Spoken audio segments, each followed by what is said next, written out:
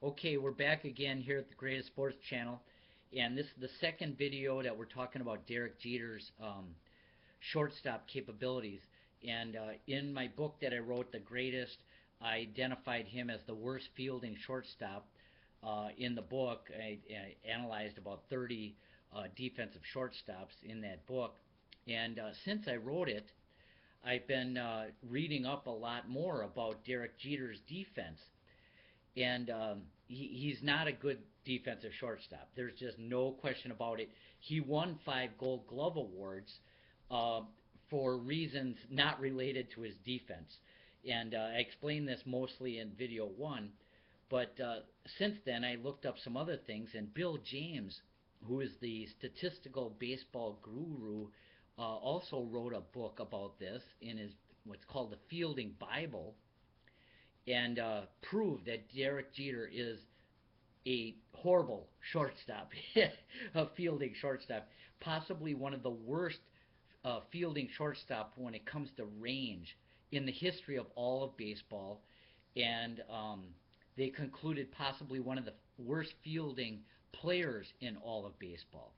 And I'll just read out of this article from Bill James from 2006, and we probably know a lot more now that 8 years later.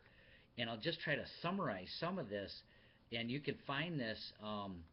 It's called the Fielding Bible, and there's an article called Jeter versus Everett, and it's from the Fielding Bible from 2006. And I could read all of this to you. They go through many examples of how Derek Jeter plays very shallow, and because of this, he makes some plays in the infield that shouldn't be made. But because he plays so shallow, and I'm not sure why he plays shallow, he allows many balls to get through the infield, and that was the main thing that I came across in my book, is that he had poor statistical range. His actual fielding percentage is about average, but I was wondering why um, he had this low range. It didn't make sense, and then I was checking maybe because the Yankees strike out more batters than other teams, and that wasn't it. There is a little bit, a very, very slight um, variation that he has less chances than some other teams, but it wasn't significant enough.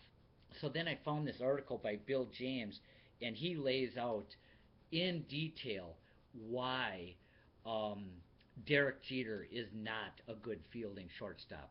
So if you get a chance, check out that the Fielding Bible, um, and I could go through. I mean, they did a detailed analysis. One analysis was they analyzed um, uh, 40 of Jeter's best plays and or 20 of his best plays and 20 of his worst plays, and compared it to Everett.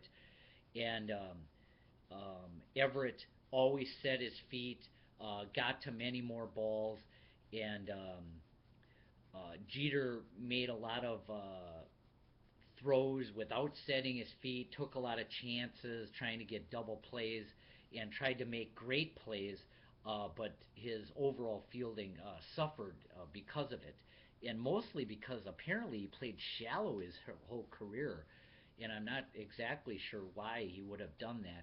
But now we're 20 years later, and he's going down in history as one of the worst fielding shortstop uh, as far as range goes in the history of all of baseball. And this is a fact. You can look it up, and it's all been analyzed by people that are in the know.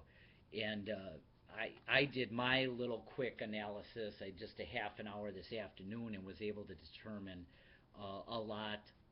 And I wrote my book, and came up with my summary, and I stand by it completely. And so that's it. Derek Jeter is not a good defensive shortstop.